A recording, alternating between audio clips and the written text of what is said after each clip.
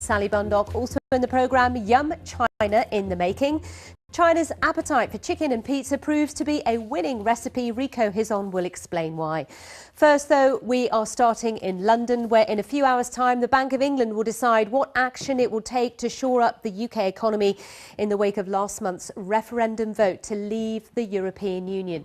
The big news is likely to be cheaper borrowing costs, so let's show you some of the details. The bank's governor, Mark Carney, warning in the run-up to the referendum of the risks of Brexit to the economy. Well, last week he said those risks have begun to crystallise. One survey of consumer sentiment has seen its biggest fall on record. Others on the service and construction sector are pointing to a slowdown. So what can he and his committee do about this? Well, interest rates are already at a record low of 0.5%, where they have been for the last 7 years following the global financial crisis. Most experts think they'll be cut further today by another 0.25%. Some believe the cost of borrowing could end up being cut to zero or not far off.